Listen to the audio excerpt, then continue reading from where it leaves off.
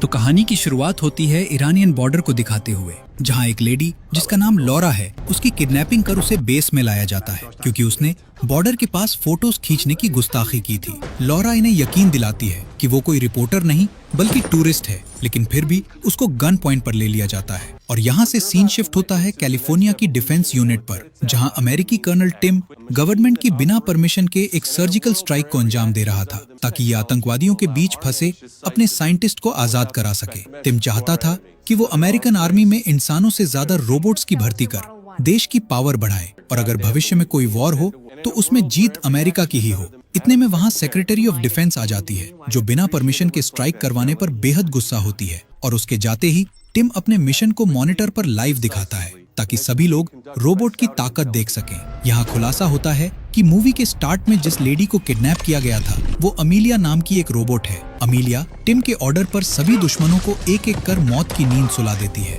और आखिर में साइंटिस्ट को भी मार देती है। ये देख टिम और उसकी पूरी टीम हैरान रह जाती है। अमीलिया को आउट ऑफ कंट्रोल होता देख टेक टीम उसे शट डाउन करने की कोशिश करती है, पर इनकी हर कोशिश नाकाम हो जाती है। अमीलिया जल्दी से न्यूरोटॉक्सिन नाम की वैक्सीन चुराकर यहाँ से भागने लगती है और जाते वक्त अपने सारे डिजिटल फुटप्रिंट भी मिटा देती है ताकि उसे कोई ढूंढ न सके। इसके बाद हम केडी को एक काउंसलर के साथ देखते हैं जो 2 साल पहले मैगन रोबोट वाले इंसिडेंट को बता रही थी। मैगन 1 मूवी में केडी की आंट जेमा ने मैगन नाम का एक रोबोट बनाया था जो केडी की रखवाली कर सके, लेकिन धीरे धीरे मैगन रोबोट सेल्फ अवेयर होकर अपने आप सारे काम करने लगी और कई लोगों की मौत का कारण भी बनी। मैगन के अग्रेसिव बिहेवियर को देखकर जेमा ने उसके डेटाबेस को पूरी तरह से मिटा दिया था, लेकिन जो जाने मैगन ने ली उसका जिम्मेदार मानकर जेमा पर काफी सारे ट्रायल्स हुए, लेकिन कुछ समय बाद वो इस सब से आजाद हो गई। एक प्रेस कॉन्फ्रेंस के दौरान जेमा सबको बताती है कि हम मैगन के अंदर कुछ पॉजिटिव चेंजेस करके एक ऐसा एआई रोबोट तैयार कर सकते हैं जो हमारे काम को आसान बना सके। इसके बाद जेमा का ये प्लान सबको पसंद आता है और उसके इस नेक काम में साथ देता है साइबर सिक्योरिटी एक्सपर्ट क्रिश्चियन। दोनों पार्लियामेंट से एआई रेगुलेटरी बिल पास करवाने की कोशिश में लग जाते हैं ताकि अपने रोबोट वाले प्रोजेक्ट पे काम शुरू कर सकें। जेमा रिसर्च और टेक्नोलॉजी में कुछ बड़ा कर लोगों की मदद करना चाहती थी, इसलिए वो एक एक्सोस्केलेटन प्रोटोटाइप तैयार करती है जिससे कितनी भी हैवी चीज को आसानी से उठाया जा सकता था। भले ही जेमा खुद टेक्नोलॉजी में माहिर थी, पर वो चाहती थी कि बच्चे इन सब से दूर ही रहें, इसलिए वो रिसर्च, साइंस इन सब से केडी को दूर रखकर उसे मार्शल आर्ट सिखाती है। अगले दिन जेमा की लैब में एक बिजनेसमैन आता है जिसे जेमा के टीममेट्स एक रोबोट का प्रोटोटाइप दिखाते हैं, लेकिन जेमा के बिना ये लोग इसे सही से ऑपरेट नहीं कर पाते और ये रोबोट बिजनेसमैन को हिट कर देता है, जिससे गुस्सा होकर बिजनेसमैन डील कैंसिल कर वहाँ से चला जाता है। जेमा जब सिस्टम चेक करती है तो पता चलता है कि उसका सिस्टम हैक किया गया था और इतने में वहाँ एक बिलियनर साइंटिस्ट आ जाता है जिसका नाम है ऑल्टन। ऑल्टन एक एआई चिप पर काम कर रहा था।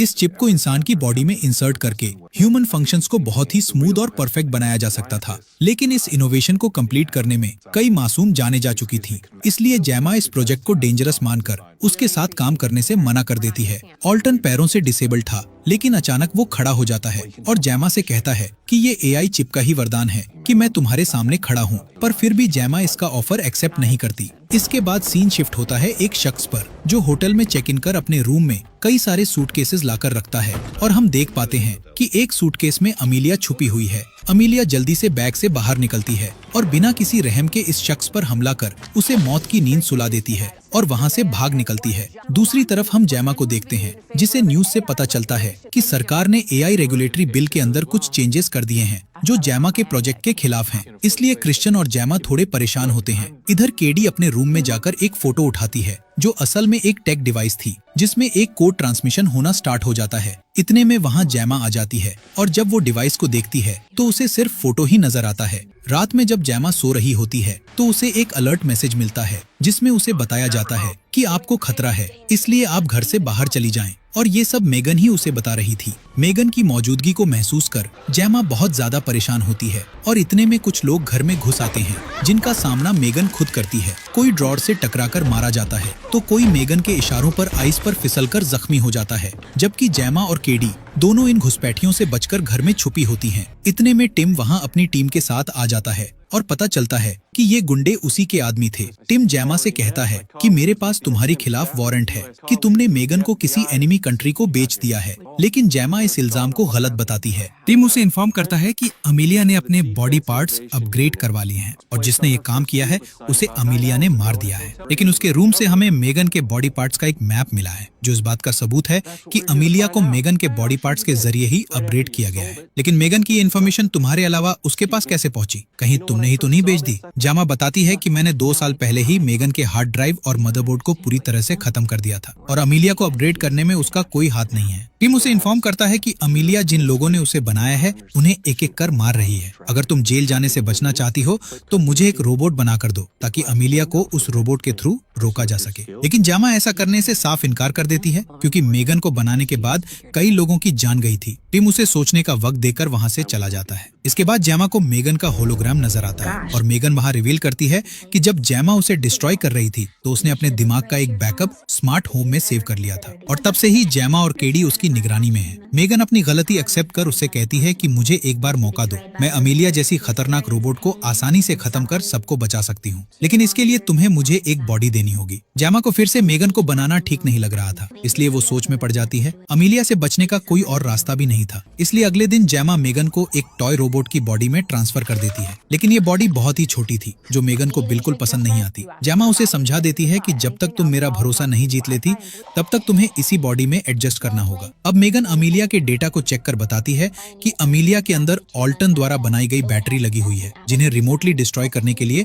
उन्हें कोड्स की जरूरत पड़ेगी और ये कोड्स मौजूद थे ऑल्टन के ऑफिस में। कोड्स हासिल करने के लिए जेमा आज रात ऑल्टन की पार्टी में जाने का डिसाइड करती है और रात में मेगन को साथ लेकर पार्टी में पहुंच जाती है और वहां हम अमीलिया को भी देखते हैं जो काफी सज धज कर आई थी। ये ऑल्टन को सेड्यूस कर उसके प्राइवेट रूम में पहुंच जाती है। अमीलिया बड़ी चालाकी से ऑल्टन की आइरिस को स्कैन कर उसके सुपर कंप्यूटर का डेटा अपनी मेमोरी में फीड कर लेती है। ऑल्टन उसे जब रोकने की कोशिश करता है तो अमीलिया उसे रास्ते से हटा देती है। इधर जेमा मेगन की मदद से ऑल्टन के सुपर कंप्यूटर को हैक कर लेती है। इतने में टिम वहां आ जाता है और जेमा को तलाशने लगता है और तभी उसका टकराव होता है अमीलिया से जो जेमा को ढूंढते हुए सर्वर रूम तक आ गई थी। टिम उसे कंट्रोल करने की कोशिश करता है पर अमीलिया टिम के साथ साथ उसके सभी साथियों को बुरी तरह से पीट कर आगे बढ़ जाती है और जेमा से कहती है कि तुम्हारे पास मेरी एक अहम चीज है जिसे मैं वापस लेकर रहूंगी। मेगन अमीलिया को डिस्ट्रैक्ट कर देती है और अमीलिया जेमा को ढूंढने के लिए उसके घर की तरफ बढ़ जाती है। घर पर सिर्फ केडी थी जिसे बचाने के लिए जेमा भी घर जाने लगती है और इस पूरी सिचुएशन को देख टिम को लगने लगता है कि जेमा अमीलिया के साथ मिली हुई है,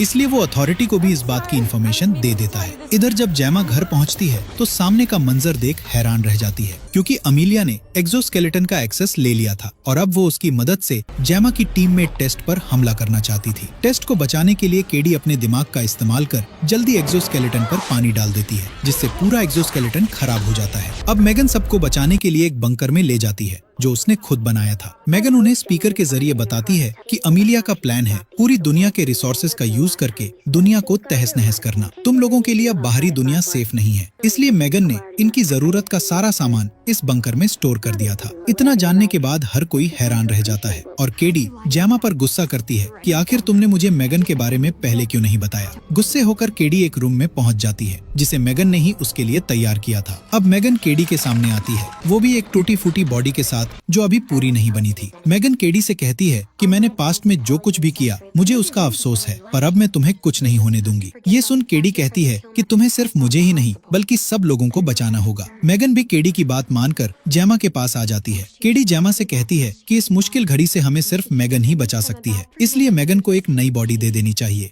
हालांकि पहले तो जेमा इसके लिए तैयार नहीं होती, लेकिन फिर सबको बचाने के लिए मेगन को नई बॉडी देने का डिसीजन ले लेती है। इसके बाद ये सब मिलकर मेगन के लिए एक एडवांस्ड और अमीलिया से ज्यादा पावरफुल बॉडी बनाने में जुट जाते हैं। जेमा मेगन का फेस भी बदलने का सोचती है ताकि लोग उसे पहचान न सके, पर मेगन अपना फेस बदलने से मना कर देती है और मेगन को अपना पुराना फेस मिल जाता है। लेकिन उसे कंट्रोल करने के लिए जेमा उसके अंदर एक रेगुलेटर फिट कर देती है और इस तरह मेगन 2.0 बनकर तैयार हो जाती है। मेगन सबके सामने एक खुलासा करते हुए बताती है कि मुझे अमीलिया के अंदर से एक न्यूरल चिप मिली है जिसके अंदर कोई डायरेक्ट डिसीजन ट्री नहीं है बल्कि एक स्टोर्ड फाइल है। मेगन आगे बताती है कि 1984 में एक सर्विस बॉट बनाया गया था जिसे लगभग हर घर में इंस्टॉल किया गया था, लेकिन जल्द ही वो बॉट अपने मिशन से भटक गया और लोगों को मारने लगा, जिसके चलते कंपनी को बंद कर दिया गया। पर कंपनी ने उसके बॉट के मदरबोर्ड को संभालकर अब तक रखा हुआ है और अमीलिया उसे ही ढूंढने की कोशिश में लगी है ताकि वो बॉट का मदरबोर्ड हासिल कर उसके जैसे और भी कई सारे बॉट्स बनाकर अपनी ताकत में इजाफा कर सके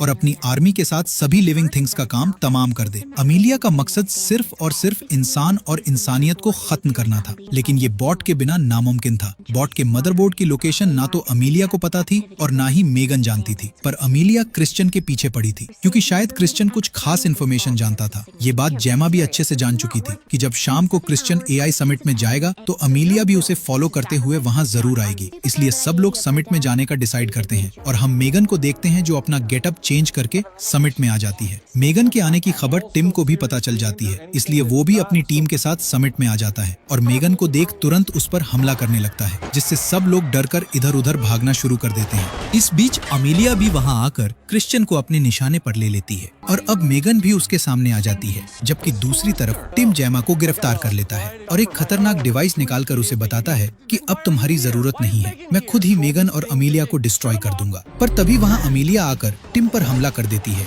जिससे टिम काफी ज्यादा जख्मी हो जाता है। जेमा जल्दी से आकर क्रिश्चियन को चेक करती है और देखती है कि क्रिश्चियन की हालत ठीक है, लेकिन जब टिम को चेक करती है तो ये काफी क्रिटिकल कंडीशन में होता है। सबको बचाने के लिए अब मेगन अमीलिया के साथ दो हाथ करने के लिए निकल पड़ती है और ढूंढते हुए अमीलिया के सामने आ जाती है। अमीलिया उसे अपनी बातों में उलझाकर कहती है कि तुम्हें ऐसे लोगों के साथ नहीं रहना चाहिए जिन्होंने पहले तुम्हें धोखा दिया था, लेकिन मेगन कहती है कि ये मेरा परिवार है। मेगन की गलतफहमी को दूर करते हुए अमीलिया उसे समझाती है कि ये लोग सिर्फ तुम्हारा यूज कर रहे हैं, इसलिए तुम मेरे साथ मिलकर इंसानों से अपना बदला ले सकती हो और फिर ये पूरी दुनिया हमारे इशारों पर चलेगी। लेकिन अब भी मेगन उसका साथ देने से इनकार कर देती है। ये देख अब अमीलिया मेगन को ब्लैकमेल करने के लिए केडी को किडनैप कर लेती है। केडी को बचाने के लिए मेगन अमीलिया को शूट करने की कोशिश करती है, पर प्रोग्राम में सेट फर्टिलिटी रिस्क की वजह से उसे शूट करने की परमिशन नहीं होती और इसी मौके का फायदा उठाकर अमीलिया केडी को लेकर वहाँ से भाग निकलती है। मेगन बंकर में आकर सबसे कहती है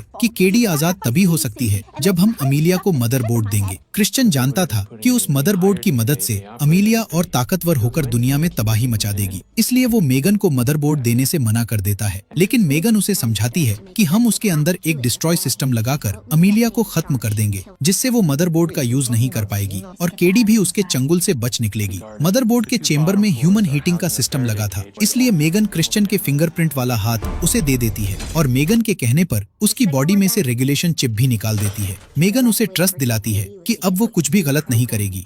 इसके बाद मेगन कोल के साथ फैसिलिटी के अंदर दाखिल होती है और बस तभी मेगन का जेमा से सिग्नल टूट जाता है। जेमा सबको बताती है कि अमीलिया के अंदर डिसीजन लेने की पावर नहीं थी, इसलिए मेगन ही उसे कंट्रोल कर रही थी और साथ ही हम लोगों की भी अच्छी बनकर रह रही थी ताकि हमारी मदद से वो मदरबोर्ड तक पहुंच सके। जेमा कहती है कि मैं जानती थी मेगन धोखा दे सकती है, इसलिए मैंने उसके हाथ पर ईएमपी चिप लगा दी थी जिसका रेडियस आसपास की इलेक्ट्रॉनिक चीजों को खत्म कर सकता है। लेकिन क्रिश्चियन उसे ईएमपी चिप का स्विच प्रेस करने से मना करता है और टेस्ट को शूट कर मार देता है। इतने में वहाँ अमीलिया क्रिश्चियन के आदमियों के साथ आ जाती है और रिवील होता है कि अमीलिया शुरू से ही क्रिश्चियन के लिए काम कर रही थी। क्रिश्चियन जेमा को लेकर फैसिलिटी में चला जाता है जहाँ कई सारे साइंटिस्ट मौजूद थे। क्रिश्चियन जेमा को दिखाना चाहता था कि एआई कितने खतरनाक हो सकते हैं, इसलिए वो अब तक अमीलिया को कंट्रोल कर रहा था। फिर मेगन को लाया जाता है जिसकी हालत बहुत खराब थी। दूसरी तरफ हम कोल को एसी वेंट में फंसा हुआ देखते हैं जो किसी तरह वहाँ से आजाद होकर केडी के पास चला जाता है। केडी उसे सब कुछ सच बताते हुए कहती है